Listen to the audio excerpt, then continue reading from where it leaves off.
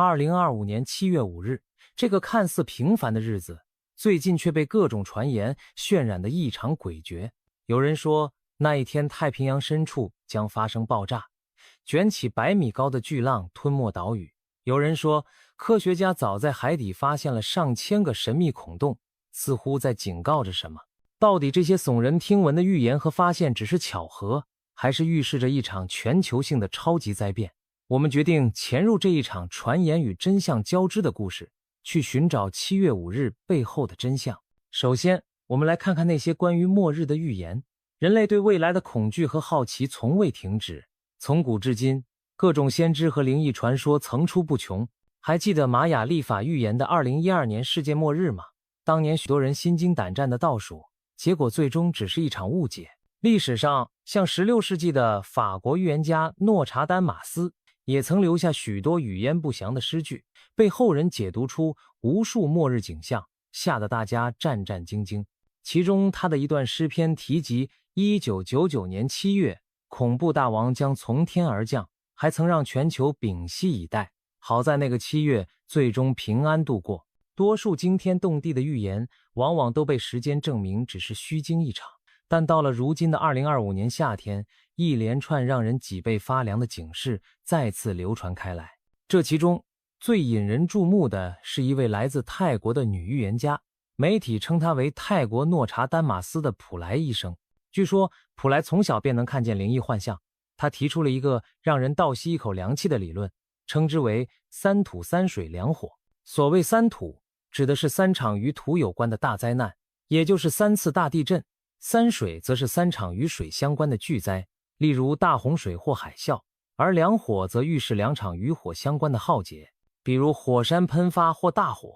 普莱医生警告说，在2025年的上半年到夏季，地球可能迎来这3土3水2火的多重打击。据传，他能透过冥想与神灵对话，甚至自称接收到阎王传达的意象。这些骇人的景象是冥冥中阴间示警的信息，听上去虽悬，但在一些信众眼里，普莱就是末日前夕的报信人。今年春天，一些迹象似乎让普莱的信徒们更加深信不疑。普莱早先预言过临近泰国的缅甸会发生强烈地震，果然在3月下旬，缅甸与泰国交界就发生了一次规模巨大的地震，震波甚至让远在曼谷的高楼摇晃，人们仓皇逃到街头。更让人毛骨悚然的是，普莱还提醒曼谷的居民要提防洪水。他说泼水节前后曼谷可能会有大水泛滥，叫大家把贵重物品都搬到高楼层，以免遭殃。结果在4月中旬，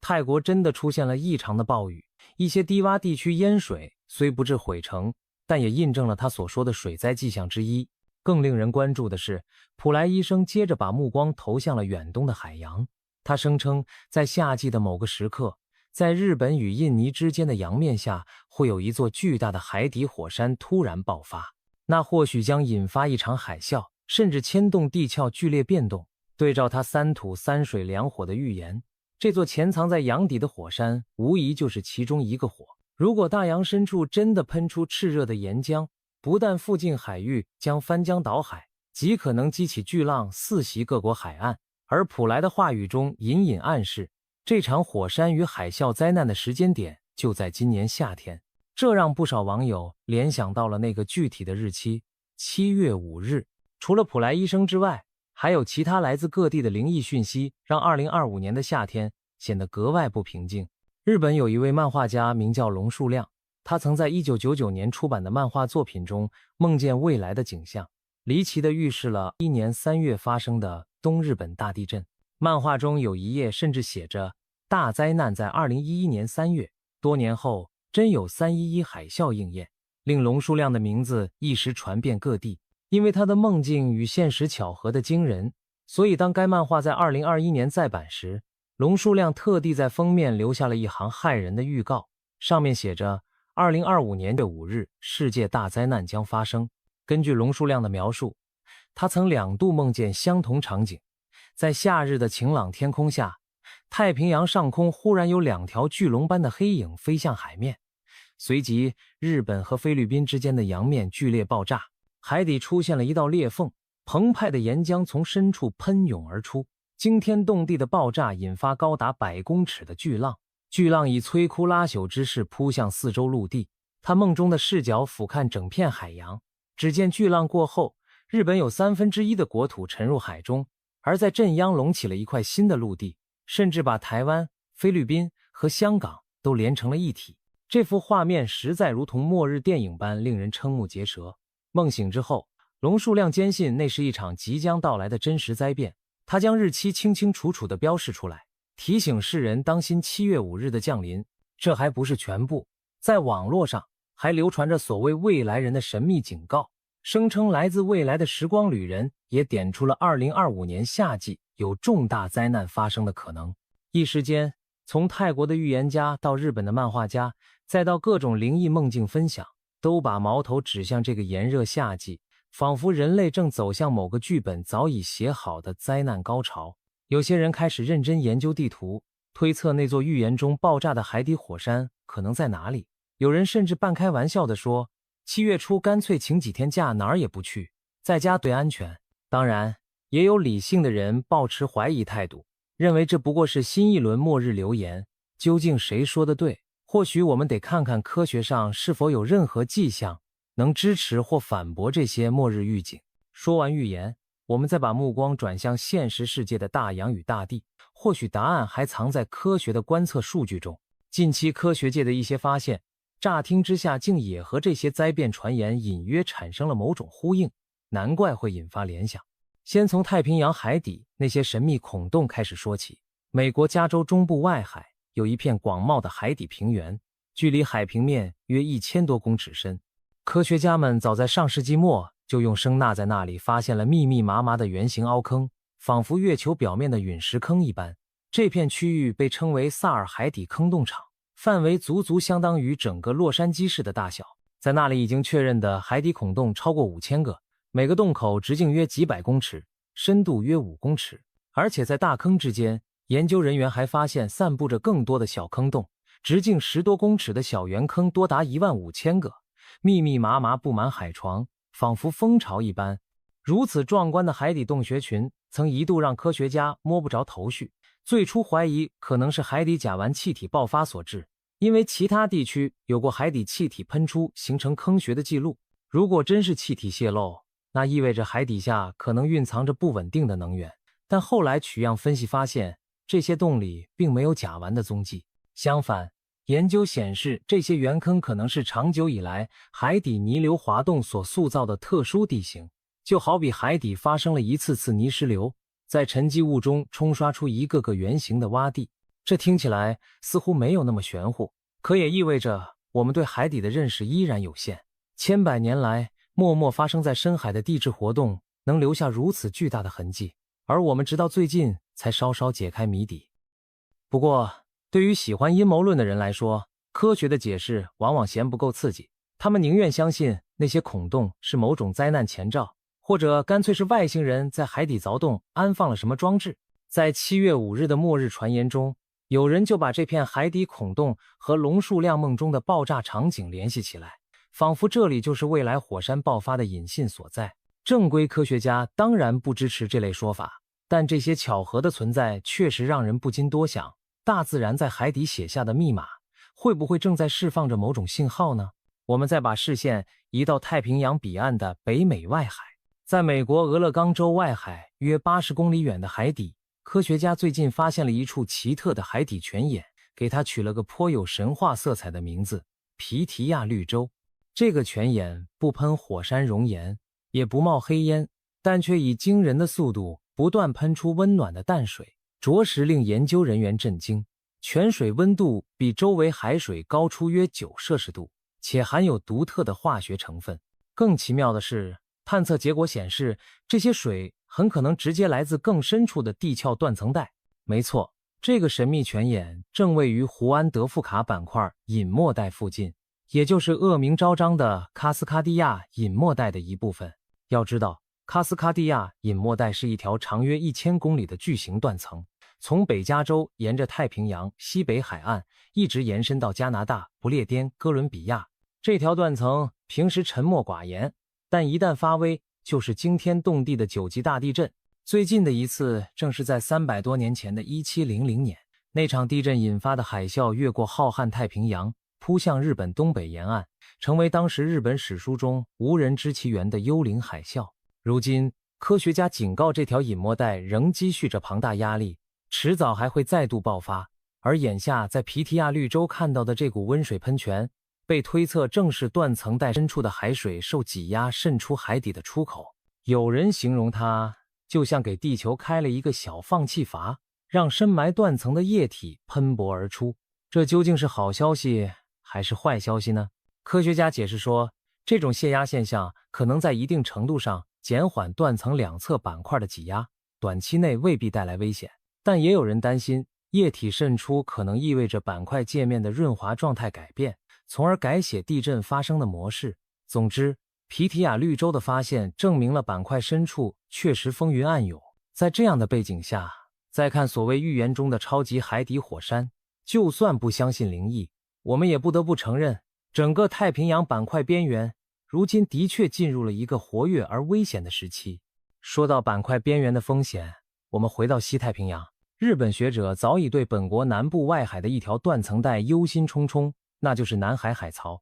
它其实是菲律宾海板块与欧亚板块碰撞交界处的一系列俯冲海沟。历史经验告诉我们，每隔100至200年，南海海槽就会来一次可怕的活动。上一次大动作是在1940年代中期，但那次还算分段破裂，并未一次释放全部能量。而日本官方的地震调查委员会推算，未来30年内，在南海海槽发生巨震级9级左右特大地震的概率高达80%以上。这个骇人的数字可不是凭空耸动，而是基于地质历史和现今观测推算出的结果。换句话说，日本几乎笃定在不久将来要面对一场超级大地震，只是无法确知确切的时间。这让不少人不由得将目光和那些末日预言对照起来。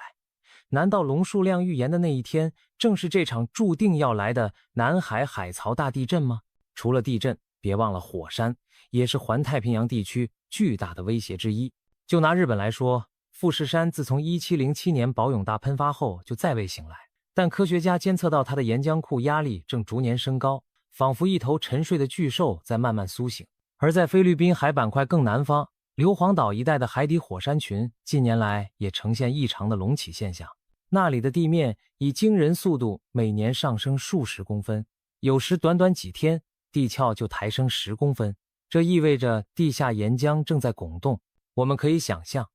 那些积蓄的能量一旦找到薄弱点宣泄，或许就是预言中海底火山爆炸的真实原型。虽然无人能断言确切的时间表，但从科学角度看，环太平洋的火山带与断层带确实处处暗藏杀机。其实就在去年年初，我们亲眼见识过一次海底火山爆发的威力。2022年1月，南太平洋岛国汤加附近一座海底火山突然剧烈喷发，整个火山岛几乎被炸得灰飞烟灭。这次喷发释放的能量极其巨大，产生的大气压力波在全球绕行了数圈，日本和美国西岸的海平面也监测到了小幅但明显的海啸波动。所幸汤加附近人烟稀少，伤亡相对不多，但那震撼的一幕仍给全世界敲响了警钟。海底火山完全可能在没有多少征兆的情况下，瞬间引发跨洋灾难。如果这种级别的爆炸发生在西太平洋人口稠密地带，后果可想而知，将是毁灭性的。因此，龙树亮梦中的情节并非绝无可能，只是谁也不愿看它成真。讨论未来的可能性之前，我们不妨回顾历史。毕竟许多末日般的场景在历史上都真实发生过，而前人的经历可以给我们一些启示，让看几百年前的人们如何面对类似的浩劫。也许了解大自然过往的脾气，能让我们更从容地审视今天的预言。先说刚才提到的1700年神秘海啸，对于当时的日本人来说，那真是莫名其妙的一场噩梦。在没有任何地震预兆的冬夜里，海浪突然袭向东北沿岸，村庄和农田被凶猛的浪头吞没，人们茫然无措，不知道这灾难从何而来。直到几百年后，地质学家们在太平洋另一头的北美西岸发现了真相。原来就在日本记录那场幽灵海啸的同一天，北美外海的卡斯卡迪亚断层发生了估计规模9级的大地震。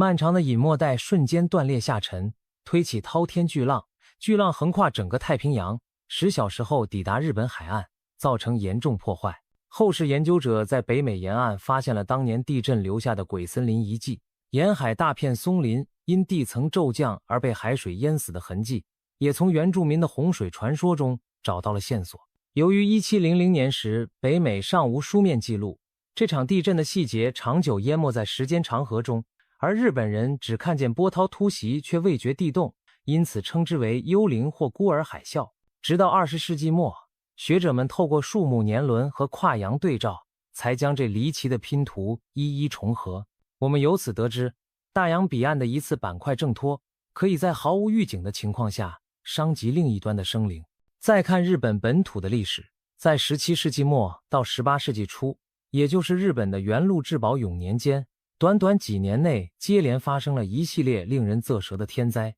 一开始是1703年，关东地区发生强烈地震，史称元禄大地震，摇晃和随后的海啸重创了当时的江户。今日东京一带大片房屋倒塌，成千上万人丧，人们还在余震中勉强度日。没想到4年后，1707年，噩梦再度降临。这年11月，九州到4国外海的南海海槽突然整段剧烈断裂，发生了规模 8.6 左右的巨大地震，也就是著名的宝永大地震。地震引发的海啸袭击了广岛、高知等沿海城镇，灾情惨重。然而灾难还没结束，就在这次地震2个月后，日本的灵峰富士山猛烈喷发，火山灰覆盖了江户的天空。3灾连发，整个日本从关东到关西都笼罩在末世般的阴影下。那几年间，民间流传着末日将近的恐惧，不少人认为是自己的行为触怒了天地神灵，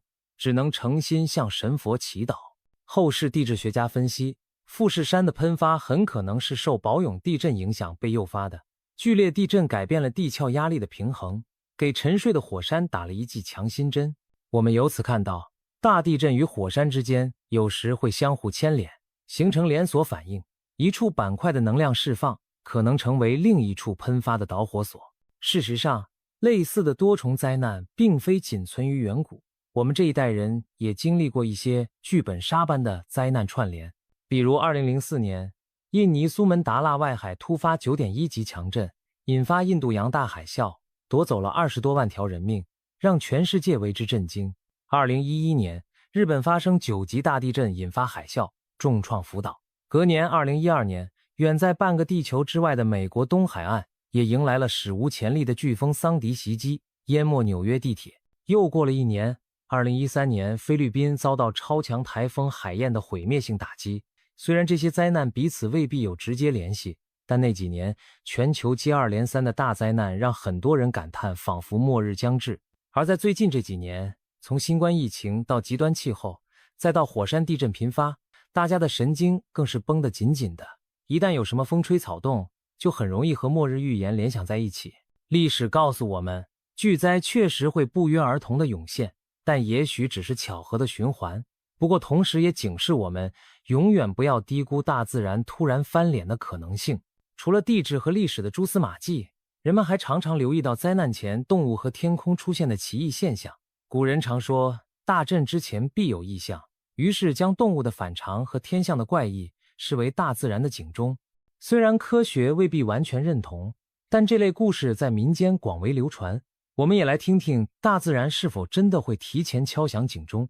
在日本和台湾民间，有一种传说中的地震预报员——深海鱼。每当罕见的黄带鱼、樱花虾鱼等深海怪鱼频频现身潜水，甚至飘上岸时，人们就开始担心是不是地牛要翻身了。相传1896年明治3鹿大海啸前，就有大量发光的神秘深海鱼涌向近岸，因此被称为地震鱼。2011年东日本大震灾发生前的几个月，也有渔民接连捕获黄带鱼，结果后来真的出大事了。当然，科学研究尚未证实鱼类真能感知地震，但深海鱼上浮或搁浅往往代表海洋环境出现异变，或许与海底微震或化学改变相关，令人不得不将两者联系起来。同样的，海洋巨兽、鲸鱼和海豚的异常行为也被视作警讯之一。历史上多次记载大地震期鲸豚集体搁浅的事件。例如2011年3月，就在日本大地震发生前不到1周，茨城海岸有数十条瓜头鲸一起冲上海滩搁浅，当时就引发不祥的猜测。没想到几天后，巨震与海啸成了残酷的验证。科学家推测，地壳压力释放前可能产生人类无法察觉的次声波或电磁变化，干扰了海洋动物的导航系统，使它们误入歧途。也许在鲸鱼敏锐的感官世界里，大地的轰鸣早已响起，只是我们人类还一无所觉。除了动物，天空本身也会给出某些奇特的信号。所谓地震光，就是在大地震前后天空中出现的怪异光辉。有人形容那像极光般的彩色光带在天边闪烁，也有人看到无缘无故的亮光划过夜空。2008年中国汶川大地震前，就有摄影机拍下远方天空出现诡异的彩云光束。2017年墨西哥大地震时，夜空中也有蓝绿色的幽光闪现。地震光的成因尚无定论，一种说法是地壳岩石在剧烈压挤时产生压电效应，释放电荷在大气中激发出辉光。不论原理如何，能亲眼目睹地震光的人，恐怕都处在极危险的震央附近。还有一类经常被讨论的是地震云。许多人相信，大地震前天上会出现形状异常的云朵，例如长条带状横亘天空，或云层呈现奇怪的漩涡形。一旦社群平台上有人分享怪云照片，底下总会有人留言要地震了。不过，气象学者多半对此存疑，因为云的形态受天气条件影响甚巨，难以证明与地壳活动有关。即便如此，在缺乏正式预警信息时，民众往往宁可信其有，不敢掉以轻心。有趣的是，1975年中国海城大地震前，当地就曾出现东蛇出洞、鸡飞狗跳等异象，加上地震云等观测，使政府下令紧急疏散，成功避免了重大伤亡。这成了动物异常预警地震的经典案例。只可惜，类似情况非常罕见，大多数时候，异象只能在事后被当成茶余饭后的谈资。不管怎样，当我们听到各种动物异常或天象异变的消息时，心里难免七上八下，毕竟谁都不想错过任何一丝可能的预兆，尤其当关乎生死存亡。然而也要提醒自己，并非每次动物骚动都意味着地震，否则养条金鱼岂不是要天天提心吊胆？将信将疑也好，未雨绸缪也罢，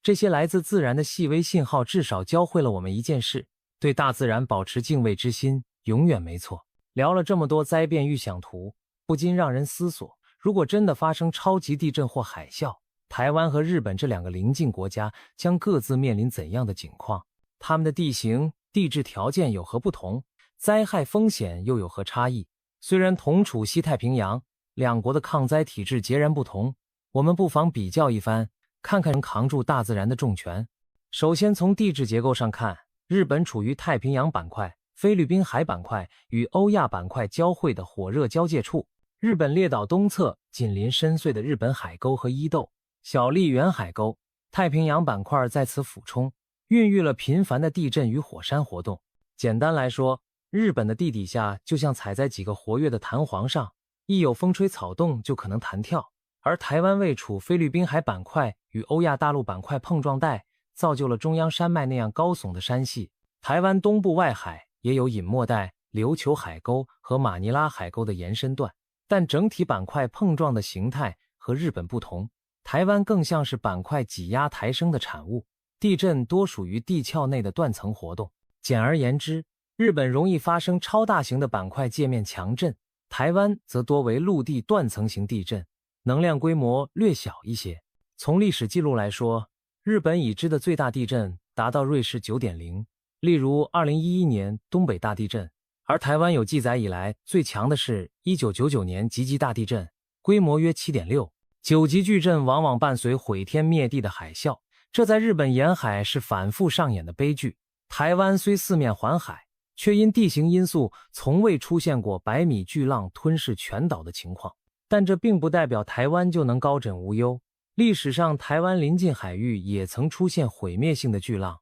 1771年，琉球八重山群岛发生强震，并引发超高海啸，吞没了当地的村落。那次灾难距离台湾本岛不远，所幸没有直接冲击台湾，但邻近地区仍遭遇灭顶之灾。台湾东部海岸因紧邻山脉，地形陡峭，即使海啸打过来，能深入的平地有限。而日本许多沿海地区是平坦广阔的沿岸平原，一旦海啸越过防波堤，便能长驱直入内陆数公里，吞没大片城镇和农田。另外，如果震源发生在太平洋中央，如同龙树亮梦中的位置，海啸潮汐传播时会先被菲律宾群岛和琉球列岛部分阻挡，台湾本岛可能受地形庇护，冲击相对减弱。但日本东南沿海却是毫无屏障的，直接暴露在巨浪之前，所承受的破坏力将更为惊人。火山方面的对比同样悬殊，日本全境有上百座活火山，著名的富士山、阿苏山、樱岛等等无不虎视眈眈。火山喷发所带来的火山灰、炽热碎屑、硫或泥流都是毁灭性的威胁。而台湾的火山相对较少且温和，目前明显的火山活动仅限于北部大屯火山群的地热喷气，东部海面的绿岛、兰屿一带也有小规模海底山作用。台湾本岛上一次火山喷发要追溯到几个世纪前，影响范围很小，因此如果谈两火灾难，对日本而言可能意味着本土火山的大规模喷发，而对台湾来说，更可能是远方火山喷发间接带来的影响，例如火山灰飘落或海底火山引发的海啸波及。此外，日本在防灾意识和设施上相对领先，毕竟他们常年与地震、海啸为伍，经验丰富。日本沿海城市普遍建有高耸的海啸防波堤，定期举行防灾演练，居民也清楚地震一来要立即往高处避难。而台湾民众对大海啸的经验较少，多数人对海啸的印象还停留在电视画面上。所幸台湾这些年也建立了海啸预警机制，当太平洋某处发生强震时，中央气象局会发布海啸警报，提醒沿海居民撤离。不过实际上，台湾上一次受到显著海啸影响已是几十年前的事，多数年轻世代从未亲历过，因此一旦真有超级海啸来袭，台湾的应对可能相对生疏。总的来看，日本面对的风险更直接、更巨大，但相应的准备也更充分。台湾风险略低一些，但也绝不能掉以轻心。毕竟自然灾害常常就是在人们以为安全时突然从天而降。讲了这么多，我们不妨停下来想一想，7月5日真的会发生什么吗？预言与现实交错之际，我们该如何自处？这场风波最终会证明只是一场虚惊，还是人类文明即将面对的一次重创？无论我们愿不愿意承认，人类对地球的了解仍然有限，每一次大灾难降临前，总会出现一些细碎的异常征兆，但把它们串联起来，往往只有事后才能看得清。我们渴望预知未来，于是有了预言家、神秘梦境和种种理论，希望替我们拉响警报。有些预言似乎碰巧成真了，我们就对其顶礼膜拜，而更多的预言没有兑现，早已被遗忘在历史角落。然而从科学角度看，环太平洋地区确实存在所谓板块联动效应，地球犹如一个整体，各处板块边界的活动彼此牵引。当太平洋东岸的板块大动作时，西岸板块的平衡也可能被打破。过去半个世纪里，全球已发生多次9级巨震，从智利到阿拉斯加，从印尼到日本，每一次都仿佛在提醒我们，巨大的地壳应力正在四处传导。下一块多米诺骨牌何时倒下，只是时间问题。或许龙树亮的梦境正是他无意间捕捉到了这种板块脉动的共振，脑海里才浮现出如此具体而骇人的景象。距离预言中的7月5日已经越来越近了。理智上，我们并不相信届时会真的天崩地裂。台湾与日本的地震专家也一再澄清，目前没有异常迹象显示夏季必定发生巨灾，呼吁大家不必过度恐慌。不过他们同时强调，这些传言至少提醒了我们防灾的重要性。毕竟当那一天黎明到来时，难免还是有人心跳加速，默默祈祷，假如什么都没发生，我们最多也只是松一口气，一笑置之。但万一真的不幸言中，那将改写无数人的命运。我们能做的是在内心做好两手准备，一方面不让自己陷入无谓的恐慌，另一方面也不要对自然的威力掉以轻心。最后，我想说，人类之所以伟大，不在于能避免灾难，而在于经历灾难后依然坚强地活下去。预言也好，科学也罢，都只是我们试图与大自然对话的方式。但大自然有自己的语言，天摇地动，风雨雷霆就是它的宣示。我们唯有心存敬畏，珍惜眼前人事，并做好必要的防范准备，才能在风暴来临时立于不倒。说到防范，不妨趁现在检视一下家中是否备妥了手电筒、饮用水、干粮、急救药品等紧急用品，并熟悉逃生路线。一旦发生，这些小小的准备就可能救人一命。也许7月5日的太阳会像往常一样升起又落下，也许它将见证某个历史转折的时刻。不管结果如何，我们都应珍惜每一个平安的日子，同时不忘抬头看看天色，低头听听地声。正如一句老话所说，敬畏自然者方得平安。让我们带着这份敬畏，静待时间揭晓7月5日的答案。